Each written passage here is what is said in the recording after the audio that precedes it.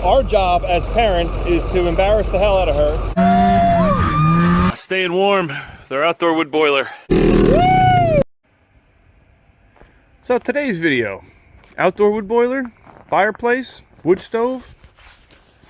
Which one do you want to use? Well, I tell you what, this is our outdoor wood boiler. Had this thing for, God, forever now. Since 2004 is when I built this. So it's going back quite a few years and it still works absolutely awesome. Just got it fired up. It's kind of cold out here. So what I do, build a tiny little fire there. Bunch of sticks and twigs. Still smoldering slightly from before. Some paper at the bottom. And boom, that's it. And let the draft take it. And that'll just go. And that'll light the whole thing up pretty well. It may take a second or two. Now that's been my little trick for lighting fires with these things. I usually use a propane torch. It's kind of my favorite way to go. But now, what do you want to use? A fireplace, a boiler, or a wood stove? Well, those are kind of really your options when you're heating with wood. They all have their perks. They all have their downfalls. We'll probably start with a fireplace. You know, that's the easy one to start with. Most people have those. Their house came with it or whatever. And, well, let's talk about the perks of those. Well, is there anything nicer than a fireplace? Nothing beats the ambiance, beauty of it, the character. And it just kind of sets the vibe and the tone and the smell of the house, especially when you walk in and you see the fireplace burning. However, you burn down half the forest and you're still cold. If you're lucky, a fireplace like this, it'll heat this room only down to a certain temperature, and then you're still cold no matter what. It draws all the draft through the house, takes all your heat, burns the fire, and goes right up your chimney. One of the worst ways you could possibly heat your house. Now, it's absolutely gorgeous. Yes, love it. Looks really nice, and this special old sucker. This actually came out of a mansion in Doylestown, Pennsylvania that was torn down back in the 1960s. So it's a rather unique special piece. I really think it's pretty cool. However, it's time to upgrade this thing. And we're going to go from this ta-da! To this old beast. Now, the wood stove. Multiple different uses that we can use for a wood stove. They work a whole lot better than just a fireplace. So if you can have a fireplace insert to get a wood stove, to get some heat into your room, that's awesome. I'll show you a couple different wood stoves here, and you can make your decision based on the sizes and different uses of those. Oh, it's a brisk one out here this morning.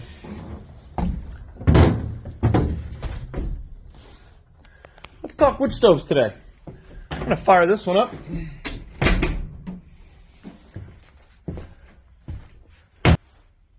What do we have here? A little pot-belly wood stove.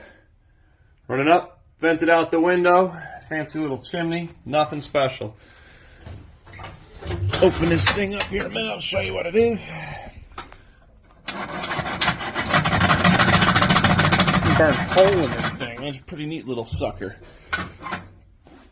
So, what we'll do, I don't need much, just a couple piece of paper like that. Put that right down at the bottom. I have my bucket of Stigs and Twix. Stigs and Twix. We'll go with Stigs and Twix, and we're going to throw those right into the fire. So your sticks and twigs, you throw them in there.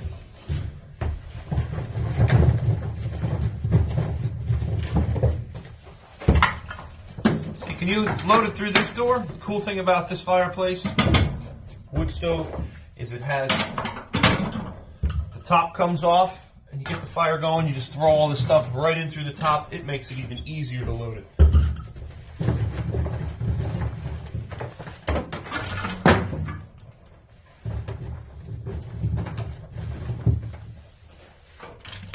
Well, there you go. You got to see a whole pile of that go in there. So, now what do we do? Let's see. Let me show you what we're looking at here. Just a simple pile of twigs and, what did I call them? Stigs and twigs? Stigs and twigs. Just a pile of sticks and twigs in there. Now, close this one up. And we'll put our lid back on the top here. And then check your dampener. Make sure your dampener's open. Okay, now the easy part. The lighter. Right? Open up the airflow. Get yourself a torch. They make lighting fires so much easier. All you have to do, let me get you down inside here and I'll show you before I even hit it. Right into the opening. That's going to light the paper that's inside there. I can already hear it draw. Does not take much. That took 2 seconds. And if we come pan out here a little bit, you can see that sucker's going pretty good already.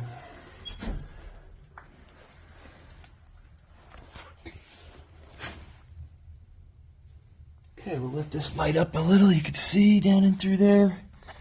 And we'll just take and close this. Let nature take over. And in 2 to 3 minutes, that sucker's going to be glowing inside there really well. Add more sticks and twigs. That'll be our heat. So this thing, man, for what I'm burning in here, like I said, I have this 55-gallon, I don't even know if it's that, it's probably 40 gallons, full of just twigs. And I've been burning this quite a bit. It was full. Got plenty of heat for how much I put in there. Yes, you have to load this one quite a bit because it's a small stove. But it heats up the bus so it's not frigid while I'm working in here. I love it. I love it. So, fireplaces, wood stoves, boilers. Well, this one gets the rating for not so bad as far as much better than a fireplace. Don't forget to take this out. It'll get so hot you can't touch it. But, man. And this is really neat. I can use this for cooking stuff, too. Woo! Look at that. Oh. It just makes it warm in here just knowing that that's doing that. You can feel the heat. It's probably been 4 minutes, and I can feel this whole area is like, nice. Yes! You get more out of this than you do that whole fireplace burning a tree all night long, and I burn twigs in here, and there's no insulation, and it's metal. It's ridiculous how much better a wood stove is than a fireplace. So that alone, I'm working on installing a wood stove in a fireplace here because we need one so badly to save a buck on this. We have all this wood around here. Whatever. Here nor there. So that's this type of wood stove. Let me go show you another wood stove that we have. I'm down here in the dungeon with our other wood stove, if you will. Now this one, what makes this one special is it has a blower to it. So it gets hot, blower kicks on and circulates the air around it. I'm about to fire this up. I don't run it too often, but if the temperature is right, and it'll take the chill off the floor. So I have a little fire here ready to go. Open up the dampener back there. And with this one, I like to make a bunch of cardboard at the bottom, littler sticks, and then some bigger stuff on top. Now, let me set this down. And all right, one of my little tricks when you have a fireplace like this is you need to warm the flue up. If you just light this fire here, the chimney's not going to be warm, and it's going to take, all the smoke is going to come out of the wood stove. If you warm the chimney up, it'll draw through there because heat rises, and it'll suck all the smoke and everything through your chimney. So let's do that first. Kind of weird to light up above under nothing, but just some heat up into the flue like that. That's all it takes, a little bit. Now I'll come down here and light this other stuff.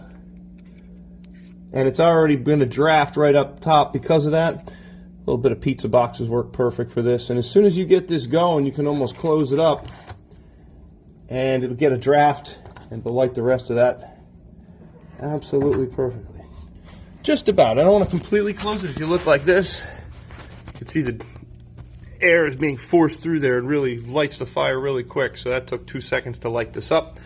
So in a matter of 5 minutes or so, this will start making some heat. And then we have a little, like I said, a blower here, which is on this little switch. Kicks on the squirrel fan, circulates air in here, up through the whole thing, and then it blows it out through these exhaust vents. So you're really taking some of the heat off of the wood stove and blowing that through your place. And things I like to do, kind of my simple little rig here. cover that so it's not drowning everything off the floor. It's kind of pulling stuff from the outside and keeps crap out of my fan, at least for now. But it'll take 5 minutes till this gets warm enough to actually blow that through. The only thing I don't like about it is it's noisy. One of my favorite things about a wood stove is the heat is very silent. Love it. So it's pretty simple. Just piped up through the chimney. You have your flue, your clean out. And when you do this, make sure you make one of these pieces of metal. This one's not the best down here. I had to make one for the wood stove upstairs there. That'll work. And this thing's good to just take the chill off the basement here. Could be a bigger stove for the size of this house, but again, it does do the trick. And you know, when you have all this wood laying around, at least burn some of it and go. So if you look, we have some coals forming down there. We'll just close that in now. Open this up and just leave that be for a good 5-10 minutes and let it light. The more you mess with it, the harder it is to get these to go. As long as you have some good dry stuff, it'll light right up. So that's this wood stove. Man, you can't beat these things. They just make amazing, easy heat. Yes, it's some work, but for the heat you get from them versus having a fireplace, this is just unbelievably a massive improvement. So it's been going about 4 minutes now, maybe. Oh, look at that. That's just beauty. Nice, warm, dry heat. Oh, it's the best wood ever burning this ash. And you can see it's drafting absolutely perfectly right up through there. Not one drop of smoke came out of here. Whole key, just warm up your flue first. And you can hear it by leaving that crack just for a little bit to get this going. When you close it, she's good, she's lit. Now all I have to do, now it's making temperature. Click that on. So you have the beauty of the fire that you can still see here, and then it's circulating some nice hot air through that. Blowing it around your house. Instead of just sitting here on that, slowly radiating, it moves it around. That's a nice little perk of this wood stove. Now we come to, the great granddaddy. The outdoor wood boiler. Now these suckers, man, these are kind of what everybody hopes to have, and there's multiple big perks to these. The biggest one is all of this mess stays outside. You're not lugging this stuff in out of the house. You're not banging your doorways with chunks of wood. You're not filling up the house with smoke and soot and dust. Kind of really awesome thing about an outdoor wood boiler. Let's see, you can throw a ton of wood in it. They have a big chamber in there, and they hold a lot of wood. Let's see if this thing, see, look at that. It's already up and going. That took no time at all. So you throw a little bit in there, throw a couple more pieces on it, and that'll get it burning really well. And this is just to start, small little pieces, but you can see, I mean, you could put a ton of wood in this sucker. And that'll burn, realistically, for a whole day if you need to. Problem with these is people think, I can load it up and it'll burn for 3 days. Well, it will, but you're only going to get so much heat out of a chunk of wood. You're not going to get more heat, BTUs out of that piece of wood, whether you burn it really fast or really slow. It's only going to put out so much. So if you need heat, you're going to burn the wood anyway. So, but if it just sits here and idles, it will just smolder and keep coals for 3 days, but you're not getting much heat out of that. Okay, other thing, you can burn big chunks of it. You see, I don't even have to split a lot of this stuff. Big pieces, whereas a fireplace and a wood stove, you're not going to be wanting to use such big pieces of wood. Kindling, pine. I can burn pine in this sucker. You can't burn pine in a lot of other places without major chimney problems. I know some of you have no choice but to burn pine, but I know around here it just burns houses down if you have chimney fires with it, so you got to be careful. Oh, other perks to outdoor wood boilers. Well, I'll tell you one thing that's not such a perk is the cost of these things. Now, these things will, man, they are not cheap, especially today with new regulations and models that are out there. They make them kind of jump through hoops to have these, and I can see why. You can see it puffing a little smoke. It's not so bad. We just lit this, and it's not even smoking much. But if you're burning wet wood, you're going to smolder and smoke. If you're in an area with neighbors right nearby, it's going to annoy them. Make sure you have a good spacing away from people. But if you're burning a fireplace and a chimney and a wood stove anyway, you know, you kind of fall in the same parameters of, hey, what's the difference? So short of getting your smoke a little higher up out of the house, you know, if you have your chimney, you're 30 feet in the air versus, 12 feet in the air here. Heat output, man. Well, you don't get a whole lot out of the fireplace, as we saw, and a wood stove gives you a lot more, but that's a good dry heat in the house. You almost need to boil a pot of water on a wood stove just to add some moisture back to the house. And it adds like a dust, and, well, these suckers, man, I have radiant floor heating running through this, so it's just a box of water all through here and down through here, and then I pump this in the house through tubes and radiant floor heating through the concrete. I'll put up a video about how that all works too. You can hook these up to run an air handler and move forced hot air if you need to, but the key I think is to do radiant floor heat, and you can do baseboard heat as well, hot water baseboard for that. So there's multiple different options you get from just burning this, and you really get to pull a lot of that heat out of the wood and use it. It gets, absorbed into the water, and then the temperature thermodynamics between that work pretty slick. Well, either way, if you're going to go with any of this, you still need firewood, lots and lots of firewood. So now there's videos on the firewood stuff and how tips, tricks on all that. Now the firewood, God, the longer you can let it sit, the better. The harder wood it is, the better. As you see here, I have all different various sizes of pieces, from little to big to whatever, and I intermix that with my pile as I'm grabbing and burning through the season. I'm going to need a big piece today along with a little small piece and a twig to get it going, and then tomorrow this piece is gone, but I need these smaller pieces under it and this big piece. So there's always an intermix of stuff through here. Even when I'm making and I'm reloading it, I'll put little pieces of green here and there, so you have a variety. You're not just stuck with, oh my God, I have this whole stack of bad wood. It's at least mixed in with some good wood. That's a little trick I've learned through the years to do that. But you're still making a lot of firewood. You're going to be needing a ton of it. You're going to burn a lot of it no matter what your option is.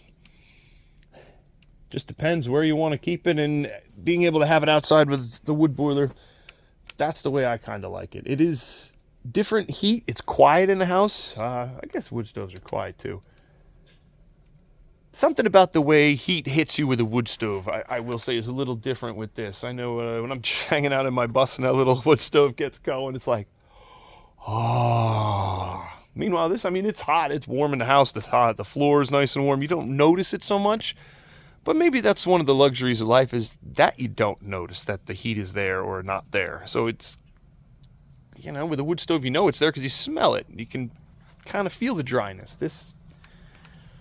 It's just another day in the house. Kind of neat.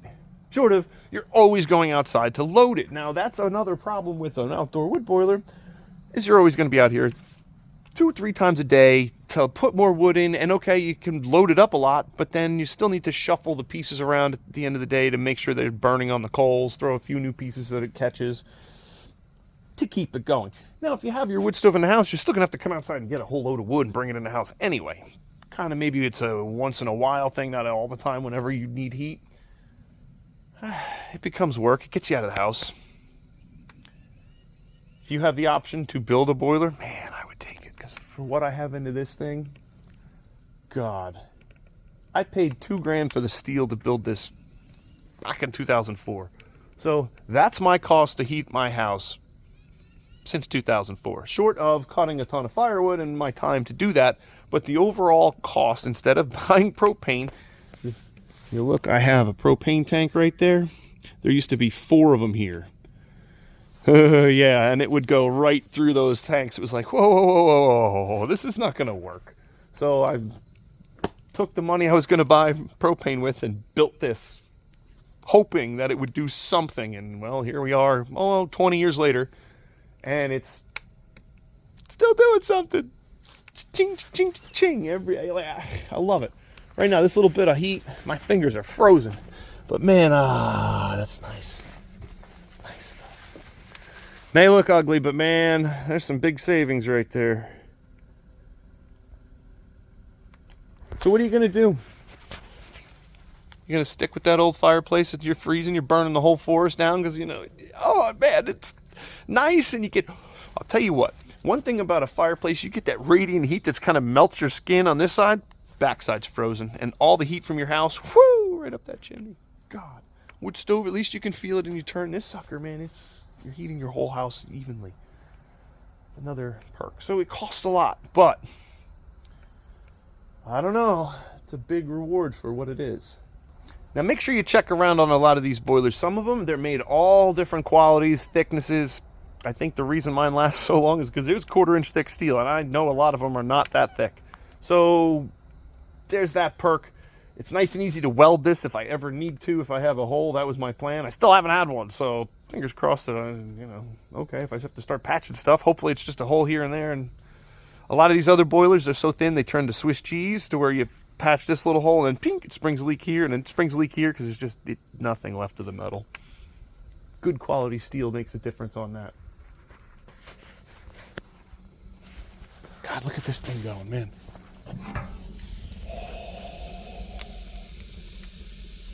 Took seconds. And this thing's making some good heat. Oh, it feels nice. I need to warm this up. Well, if you learned something today, please like and subscribe. Come back, follow along, check it out, and stay warm this winter. This is a 1977 Vermont Castings Vigilant old beast. The pins for the doors actually were rusted fast and snapped, so I had to get new pins for those, but I wanted to take everything out of it to lighten it just enough to get it in here, because, oh my God, it weighs a ton. So it's going to take every bit of ingenuity to fit it in here.